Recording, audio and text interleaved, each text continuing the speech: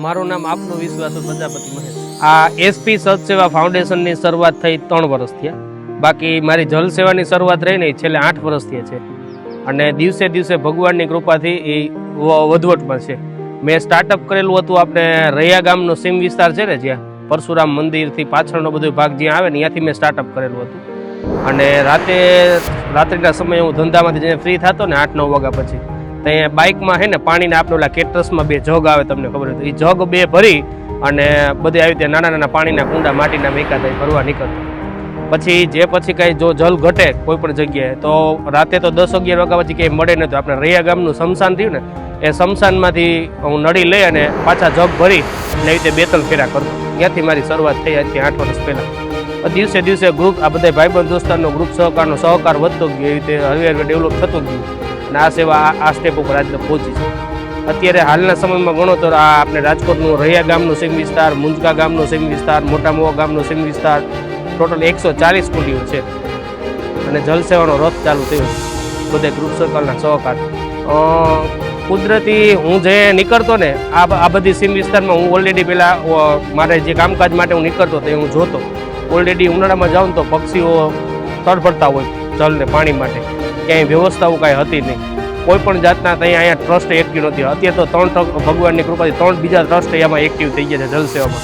કારણ કે મારી જેમ બીજાને પણ જોયાથી થતું હોય કે હકીકત અહીંયા પક્ષીઓને જરૂર છે, કારણ કે આ હાવ અવાવરું વિસ્તાર છે, તમે જોવો ને કે અહીંયા હાવ અવાવરું વિસ્તાર છે। હવે તો થોડું ક્યાંક ડેવલપ થવા માંડ્યું, નકર અહીંયા કાંઈ હતું જ નહીં। અને પછી આ 2 વર્ષ પહેલાં સદભાવના વૃક્ષો આવ્યા અને દિવસે દિવસે હવે આ બધું થોડુંક ડેવલપ થવા માંડ્યું અને દિવસે દિવસે પક્ષીઓનો પણ અહીંયા એટલો કલરવ, સવારમાં તમે 5-6 વાગે આવો ને તો અહીંયા કલરવ એટલો ખીલી કે સિટી આખામાં જેટલા પક્ષી નથી ને એટલા આ વિસ્તારમાં પક્ષીઓ છે। એનું કારણ કે અમારા બધાના સહયોગથી પક્ષીઓને ખાવાનું ચણ આપી છે, જલ આપી છે, તો એ લોકોને એક રહેણાંક આ વિસ્તારમાં અત્યારે બનાવવા માંડ્યા અને શાંતિથી રહી શકે છે।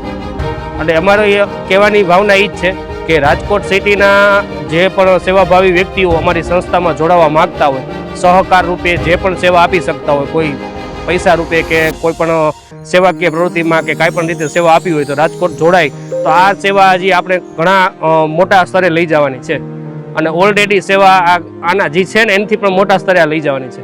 અબોલ જીવની સેવા હજી ગાયું અને કૂતરા માટેની બહુ મોટી મહત્વની સેવા સિટી માટે પડી છે। હાલમાં તમે જોવો તો આપણે સિટીમાં અત્યારે ક્રાઇમ ને આ બધું વધ્યું છે। આનું કારણ શું છે? આપણે આપણા પૂર્વજો આપણે જે ગઈઢાવાનું જે કાર્ય હતું કે આપણે જે સનાતનનું જે તમે કહી શકીએ કે આપણે એક આ અબોલ જીવની સેવા આપણા ભાગ્યમાં ભગવાને આપણે જે જન્મ આપે છે ને તે આપનું કર્તવ્ય હોય છે। એ બધું ભૂલવા માંડ્યા। સવારમાં ગાયની રોટલી, કૂતરાની રોટલી, આ બધી વસ્તુ અત્યારે કર્તવ્ય બધા ભૂલવા માંડ્યા, કારણ કે શેરીમાં ગાયું નથી, કોર્પોરેશને ઉપાડ લીધી, બરાબર। હવે કૂતરામાંથી અત્યારે સરકાર ટૂંકમાં પ્રેશર કરી રહી છે તો એ ઉપડવા માંડ્યા। તો આપનું જે પૂર્વજોએ ભગવાન જે જન્મ આપે છે ને પૃથ્વી ઉપર, ત્યાં આ વસ્તુ આપણે આપણા કાર્ય સાથે આ 2 વસ્તુ ઉપર જોડીને રાખે કે તમે તમારું ભરણ પોષણ કરો, આ 2 વ્યક્તિનું તમારે ખાસ કાયમી ડેલી ભરણ પોષણ કરવાનું। એ હાલમાં આ થતું નથી। એના હિસાબે સિટીમાં અત્યારે આ ક્રાઇમ ને આ બધું તેમ જોવો ને, આવારા તત્વોના જે માનસિકતા માણસની રહીને એ આના હિસાબે ચેન્જ થાય છે। આ કાર્ય અમારે બહુ મોટા રૂપમાં લઈ જવું છે કે ગાયો અને કૂતરાઓ માટે અને રોટલીની વ્યવસ્થા, જેમ સરકાર આપણે તમે જોતા હશો કે આપણે એટીએમ, બેંક ને બધી વ્યવસ્થા કરે, અમારે આખા રાજકોટમાં એટીએમ વ્યવસ્થા કરવી છે કે રોટલી અને કૂતરા માટે હરેક શેરીમાંથી કલેક્શન કરી અને જે જગ્યાએ કૂતરા હોય અહીંયા પહોંચાડી આપવું અને જે જગ્યાએ ગાયો અત્યારે ગૌશાળામાં જે જગ્યાએ રોટલી પહોંચાડવા બહુ મોટું છે અને એના માટે બહુ મોટો સહયોગની જરૂર છે। રાજકોટ સિટી જો ફંડ અને સહકાર અને સહયોગ આપશે તો ભવિષ્યમાં આનું પણ નિર્માણ કરશું બધા સાથે મળીને।